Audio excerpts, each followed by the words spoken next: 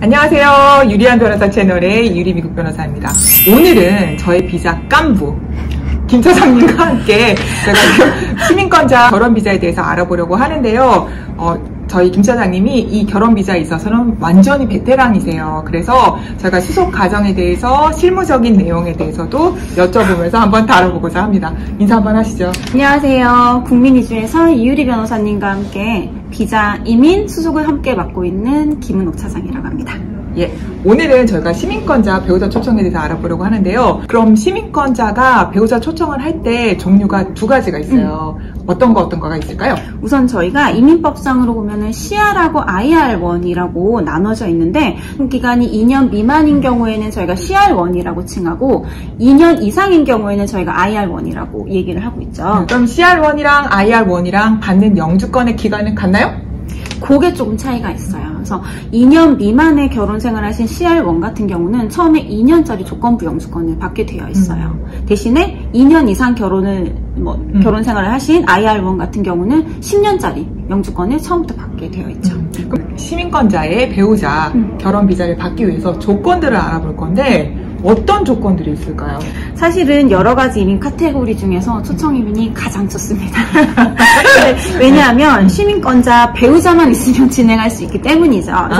물론 이중 국적자이셔도 상관은 없습니다. 신청하시는 한국에 계신 배우자 같은 경우 범죄 기록이 있으시거나 아니면 전염성이 있는 질환이 있다면 비자를 받는데 조금 문제가 생길 수도 있어요. 때문에 이런 부분들이 걱정되신다면 반드시 전문 변호사와 상의하시고 진행하시기를 저희가 적극 추천드리고 있습니다. 그 전문 변호사가 말씀드리는데 사소한 기록은 괜찮아요. 좀 심각한 기록이 있을 때 꼭 상담하고 의논하고 진행하셨으면 좋겠습니다. 그 작업도 저희 깐부 김 차장님과 제가 합니다. 결혼 영주권 같은 경우에 한 가지 좀 특징적인 부분이 있는데 바로 재정 보증을 해야 된다는 거예요. 미국에 계신 시민권자인 배우자이신 분이 내가 이 정도의 소득이 있기 때문에 우리 배우자를 미국으로 초청해도 충분히 먹고 살 수 있어요 라고 재정 보증을 해야 되는데 만약에 연방정부에서 요구하는 그 재정 보증 그 금액보다 소득이 조금 적다고 하시면 미국 내 영주권자, 시민권자 누구라도 조인트 스폰서로 같이 들어갈 수가 있어요. 수속이라는 게 딱 절대적이지가 않아요. 그 시기라던가 그리고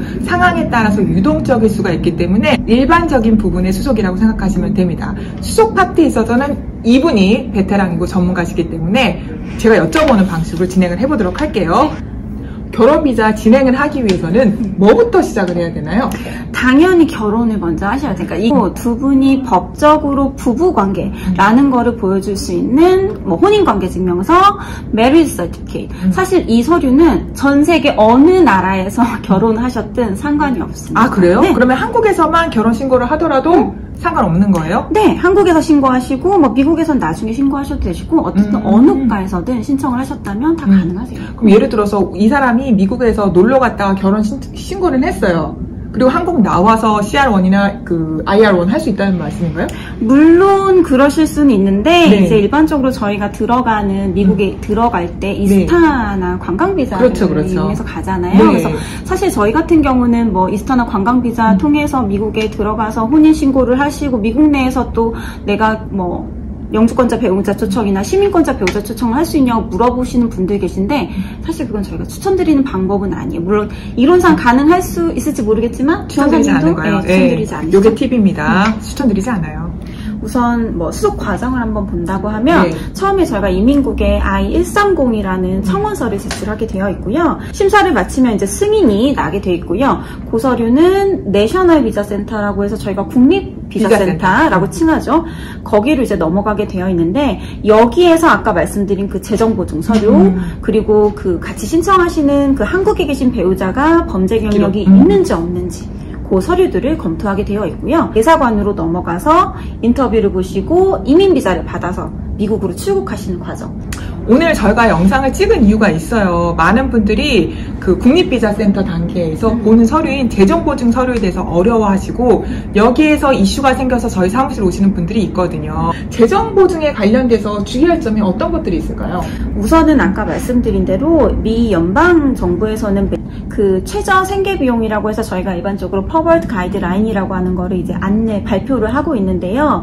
거기에 보시는 금액 이상으로 최근 3년간 사실은 소득 증빙을 해주시는 게 가장 좋으세요. 그래서 최근 3년치 뭐 텍스 리턴 아니면은 IRS 트랜스크립 또는 이제 폼 W2라고 해서 급여와 관련된 서류들, 요 서류들이 기본적으로 들어가고 이 서류들을 바탕으로 해서 이제 이민국에 있는 양식, 재정보증 양식인 I-864를 작성해서 함께 집어넣는 거죠. 네. 이런 것들이 만족되시는 분들은 사실상 어떤 변호사 내지는 혼자 하셔도 상관없을 것 같아요. 영사가 묻는 질문이 있단 말이에요. 네. 어떤 질문들을 좀 많이 물어볼까요?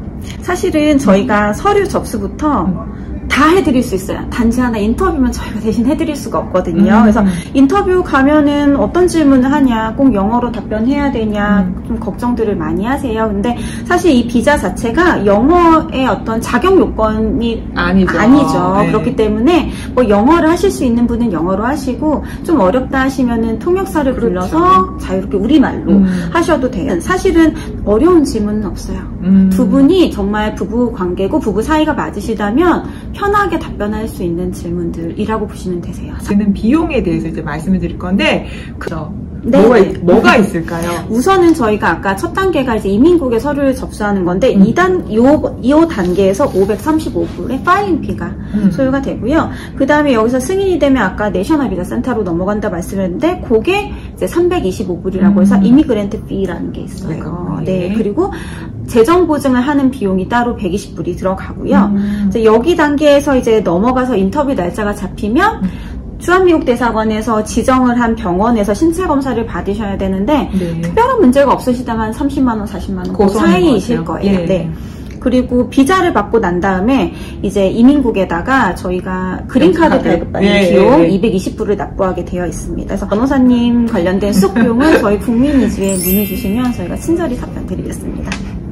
오늘 이렇게 김 사장님과 함께 결혼 비자에 대해서 알아봤는데요.